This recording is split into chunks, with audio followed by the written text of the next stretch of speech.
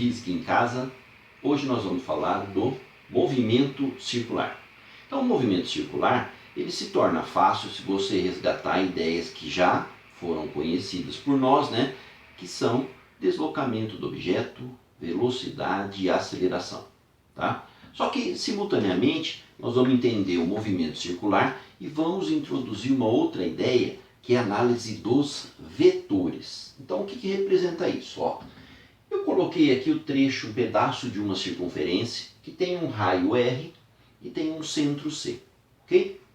Então, nessa circunferência, imagine que uma partícula se desloque sobre ela. Então eu vou colocar uma partícula aqui, ó, essa bolinha preta, que está andando em cima dessa circunferência.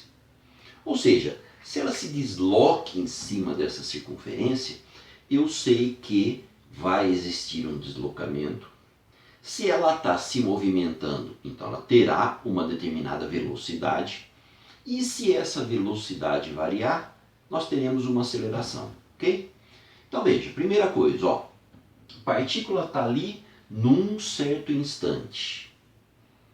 Se essa partícula se desloca, então vamos falar que ela está andando no sentido horário, por exemplo, ó, se ela veio parar aqui, ou seja, né, são duas situações diferentes, no instante T1 ela está aqui, no instante T2 ela está aqui, então esse deslocamento da partícula nos diz que a partícula percorreu um certo trecho da circunferência, um certo arco aqui que a gente chama, ó, e esse é o meu ΔS. Qual foi o deslocamento da partícula? Onde que ela deslocou, quanto ela andou. Agora, o que existe agora, por exemplo, que não existia antes, é que toda vez que a gente fala que existe um deslocamento da partícula, esse deslocamento pode ser falado em termos de uma distância, como pode ser falado em termos de um ângulo. Tá? A partícula ó, estava nessa posição, então em relação ao centro, eu consigo determinar o raio aqui nessa hora. Se ela foi para um outro lugar, nesse outro lugar eu consigo também analisar onde está o raio da trajetória. E portanto aqui no centro ó, eu tenho um ângulo, uma variação de ângulo, um ângulo θ, então uma variação de ângulo, um Δθ. Então agora vai ter sempre essa relação que cada ΔS corresponde a um Δθ. Um ΔS bem grande quer dizer que lá no centro tem um ângulo bem grande. Um ΔS pequenininho, lá no centro vai ter um ângulo pequenininho, ok? Qual que é a relação entre eles? Para toda circunferência, a gente sempre vale isso. O espaço que você mede lá na circunferência,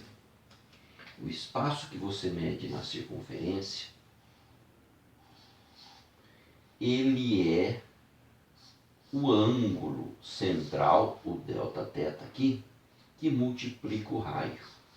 Tá?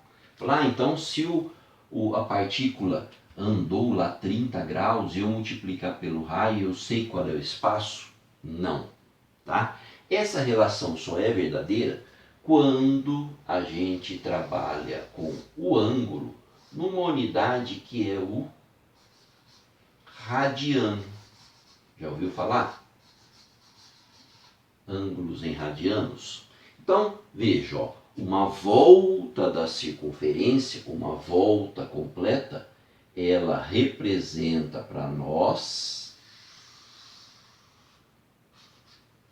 360 graus, é uma unidade de ângulo, ou 2π radianos.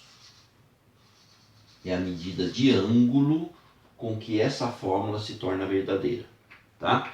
Então, se 360 graus, gente, é 2π radianos, tranquilamente você pode fazer regra de 3 ali. Aí se a partícula andou metade de uma circunferência, a metade do 360, 180, então é metade de 2π radiano. Essa medida do 2π radianos, relacionado com o raio. Você lembra quanto que vale o π? 3, alguma coisa. Você multiplicar por 2 vai dar 6, alguma coisa. Então isso é assim, ó. Se você tem uma circunferência que ela tem um raio, se você mede esse raio aqui em cima, você encaixa 6 raios e mais um pouquinho. 6 e pouco. 2π radianos. Tá? Então, se eu tiver metade de 180, eu tenho metade do 2π, que é 1π radiano. Se eu tiver metade do 180, 90 graus, é a metade do π radianos, é π sobre 2. Ou seja, a partir disso aqui nós podemos fazer relação entre graus e radianos por regrinha de 3 sempre, tranquilo.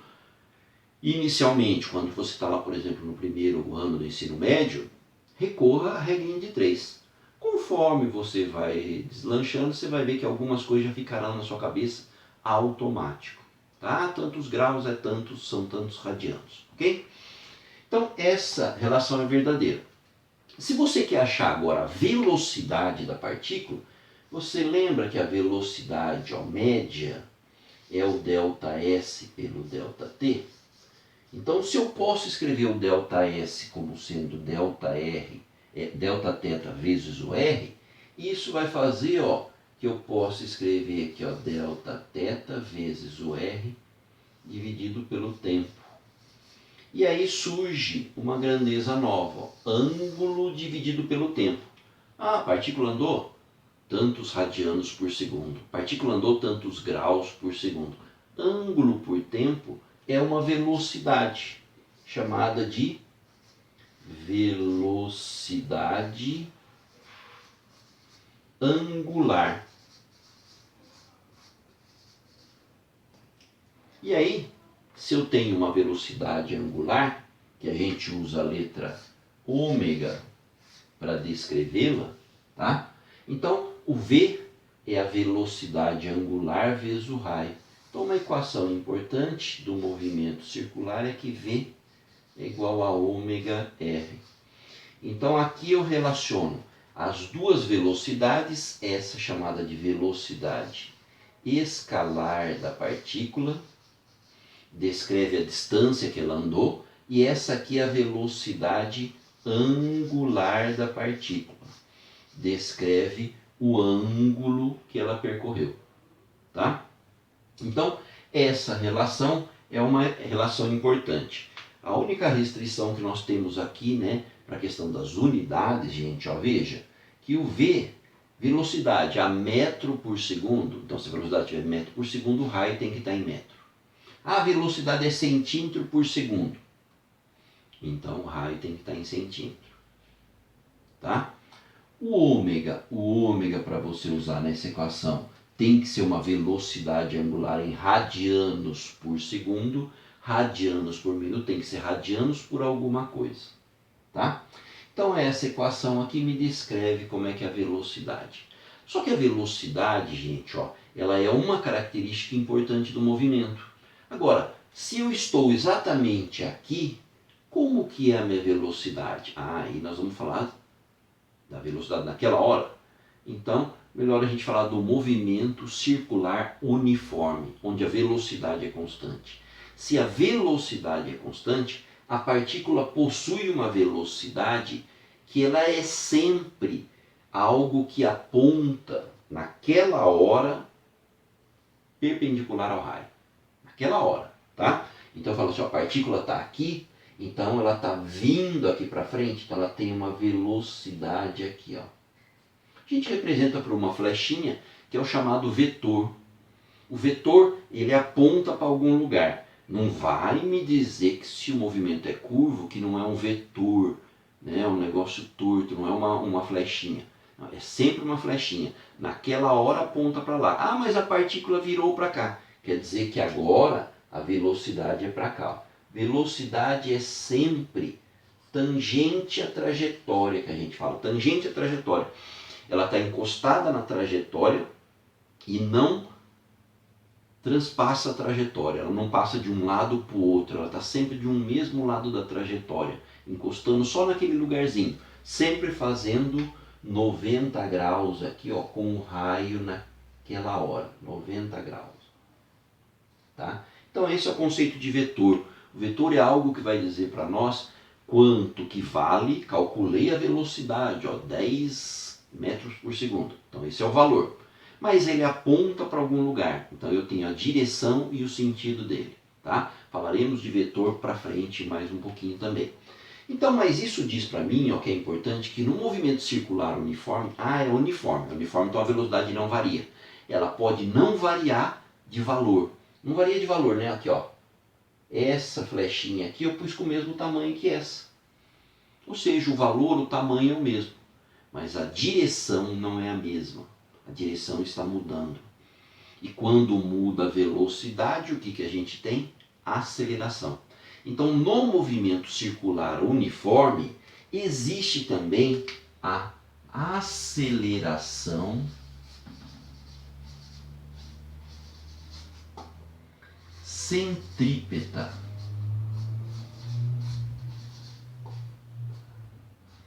Que ela aparece quando a partícula muda a sua direção de movimento. Então, para a aceleração centrípeta, que nós vamos chamar de AC,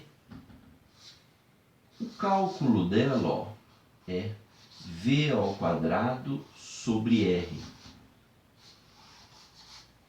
V ao quadrado sobre R, então você precisa conhecer a velocidade naquele lugar e qual é o raio naquele lugar. E eu sei a aceleração centrípeta naquele lugar.